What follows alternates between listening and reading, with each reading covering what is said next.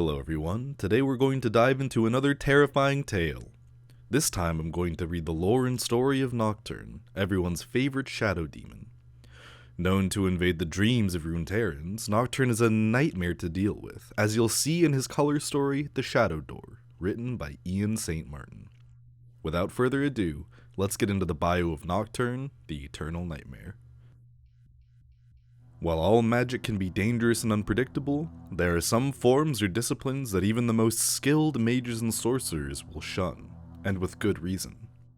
For centuries, the practice of shadow magic was all but forbidden across Runeterra, for fear of reawakening the horrors it once unleashed upon the world. The greatest of those horrors has a name, and its name is Nocturne. Towards the end of the Rune Wars, desperate for victory, cabals of warrior mages sought any advantage they could find over their foes. Although no record names the first of them to cast off their flesh and enter the spirit realm, it is known that they came to stalk one another not only on the battlefield, but in landscapes shaped by their own subconscious thoughts and emotions. Unconstrained by the laws of physical reality, they fought in ways that more mundane minds could scarcely comprehend, even conjuring subtle, etheric assassins to do their bidding. Shadow mages seemed particularly skilled at such things, and so it was, for a time, that they came to dominate the spirit realm, casting it into twilight. The thoughts of mortals everywhere were touched by this darkness. It sapped their morale and infected their dreams, with nameless fears hounding them day and night, driving some to commit ever more horrendous acts against their own kin. No one can say for certain whether all this suffering created Nocturne from nothing, or if it merely corrupted a lesser assassin construct into something more willful and deadly, but the shadowy creature that resulted was one of insubstantial form and fathomless dread. Nocturne understood nothing of kindness, honor, or nobility. It was terror made manifest, with none of the restraint necessary to control itself. This demonic creature howled within the spirit realm, and set upon those foolish, errant mages who had given it life, thrashing in desperation for an end to its own suffering. It was in pain, and that pain made it cruel, but it quickly acquired a taste for mortal fear. Time has little meaning in that other place, but Nocturne dragged out each and every pursuit for as long as possible, savoring the prey's anguish before cutting their life's silvery thread in an instant. Soon enough, there were none left who dared to enter Nocturne's domain. Would the outcome of the Rune Wars have been different if the demon had not played its part beyond the veil? It is difficult to say for certain, but afterwards, what little remained of the lore of shadow magic was hidden away, and its practice carried the sentence of death in many lands. Trapped in the spirit realm, and with few precious intruders to sustain it, Nocturne began to starve. The only thing close to the delectable feasts of fear it had once tasted was when mortal minds unknowingly drifted through the ether in the hours of sleep. Drawn on currents of magic to where the two realms divide, and where peaceful dreams can easily become night terrors, Nocturne found a way to manifest itself into the waking world. Existing now as a shade, eyes burning with cold light, Nocturne has become a sinister reflection of the most primal fears of the many peoples of Runeterra. From the bustling cities to the desolate plains, from the mightiest king to the lowliest peasant, the demon is drawn to any weakness of spirit it can twist into mortal terror and everlasting darkness. And that wraps up Nocturne's bio. Prepare yourself for his color story, The Shadow Door, written by Ian St. Martin. Without further ado, let's get into it. Tell me another story. Now, Abel, Selwyn said, setting the storybook down on a table and drawing the blanket snug around his son's shoulders. That's 2 stories already. Now it's time for sleep. But, whispered the boy, pulling the covers up beneath his eyes, what if the monsters get me? Selwyn smiled. He half chided himself for telling his son the tales, a collection of old Valoran fables replete with courageous heroes triumphing over evil sorcerers and monstrous beasts. They were from a story Selwyn's own father had read to him when he was young, though maybe not as young as Abel. The last story he had read, The Shadow Door, had been Selwyn's favorite as a child, where a young squire wins the day against a foul king seeking to cloak the whole world in shadow. It had scared him silly, Selwyn remembered fondly. perhaps he should have waited a little longer before reading it to his own son. That was just a story, Selwyn said, sitting down lightly at the edge of Abel's bed.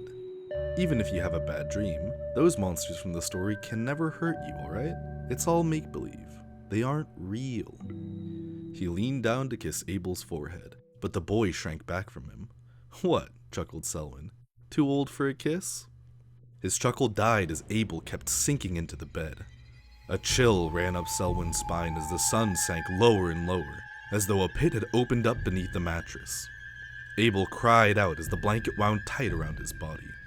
It began to glisten, becoming slick and wet as it morphed into a red, spotted tongue. Selwyn snapped free from the shock that had rooted him in place. He reached out for his son, struggling to get hold of Abel and pull him out, but the tongue only wound tighter, sliding deeper down. The edges of the bed splintered with a sharp crack. Jagged spars of wood rose, turning sharp and yellow as they calcified into fangs. The entire frame was transforming into a gigantic, hideous maw, poised to devour Selwyn's son whole. "Abel!" he cried, staggering as he began to retch. Coils of dark mist feathered from his nose and lips, rising to swirl above the changing bed like a gathering storm. The maw flexed, yawning wide as it released a deafening, blood-curdling scream. It was neither the roar of a great predator, nor the howl of a beast gathering its kin for the hunt. It sounded to Selwyn like a birthing cry, almost as if it were in agony. "Papa!" Abel screamed before he vanished from sight. The jaws snapped shut. Selwyn bolted upright, gasping, drawing in great lungfuls of air as he ran his hand down a face sheened in cold sweat. His eyes flitted around, seeing nothing in his lightless room. It was the middle of the night in Piltover, and the lamps of the city streets below were barely visible through the curtains of his window. After a few moments, his heart stopped pounding, and his thoughts began to calm. He couldn't remember the last time he'd had a nightmare, nor could he recall one as vivid and real as this one had been. His mind went to his son. He should get out of bed, just for a quiet moment, to check on Abel, to see if he was... "Papa?" Selwyn stared at the sound of the voice. His eyes had slowly adjusted to the dark, enough to only now see the small shape of his son, standing at the foot of the bed. "Abel?" Selwyn blinked. "Abel, what are you—" "Why?" asked the boy. Selwyn frowned. "What are you doing up? Are you all right?" "Why did you have that dream, Papa?" "What?" Selwyn asked, any trace of sleep gone from his mind. "Why would you do it?" Abel said again, his voice taking on a pleading edge. Selwyn could only see the silhouette of his son's face with the curtains drawn, but he didn't remember drawing them. "Don't you know? That's what feeds... him?" Selwyn suddenly felt very cold. He looked over Abel's bed, seeing the tall shadow that he cast over the wall. A shadow that was not of his son. Abel shivered, and his silhouette melded into the shadow on the wall. In a moment, the image of the boy was gone, fading rapidly to nothing in the growing darkness. Selwyn reached out to him, and watched a thin tendril of dark mist sigh out through Abel's lips, just as it had in his dream. With a wet, burbling hiss, the shadow began to tear itself loose from the wall. Sheer terror seized Selwyn as he watched a creature emerge. It was like a living shadow, roughly human in form, its body tapering down beneath the torso like the tip of a blade. The monster rippled and wavered, as though Selwyn were viewing it beneath dark waters, with a pair of cold, staring eyes boring back into him, through to his very soul. Adrenaline flooded Selwyn, the animal response of flight surging through every fiber of his being. But try as he might, no matter how his body demanded it, his mind betrayed him. He was paralyzed, incapable of being anything more than a witness to something he had believed only existed in old fables read by fathers to their sons. A monster.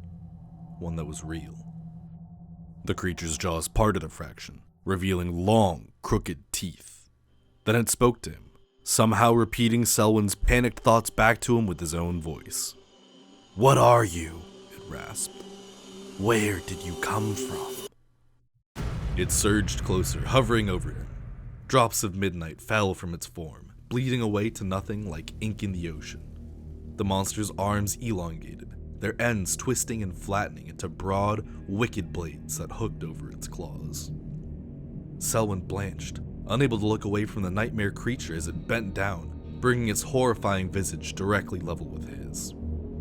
It whispered a single word to Selwyn before it buried its blades in his heart, an answer to his questions, spoken softly with the voice of a drowning man sinking into the darkest depths. You. Dawn came, ushering in the bustle and noise of the thriving merchant city. Sunlight bathed the metropolis, shining from every window, including that of Selwyn's bedroom. A voice came from the other side of the door, accompanied by the soft knock of a child's tiny hand. "Papa?"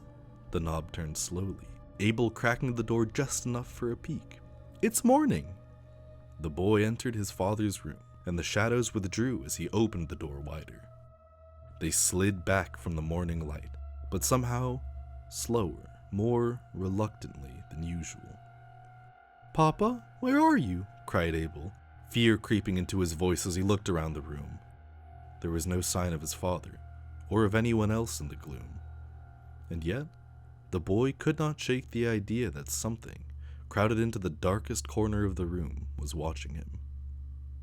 Abel coughed, not noticing the tiny wisp of mist that followed, before turning back towards the hall and closing the door behind him. That's going to be the end of today's video. Let me know what you guys think in the comments. Should I keep with the spooky theme or do something more lighthearted like a Brahms story? Thank you all for watching. Until next time, goodbye.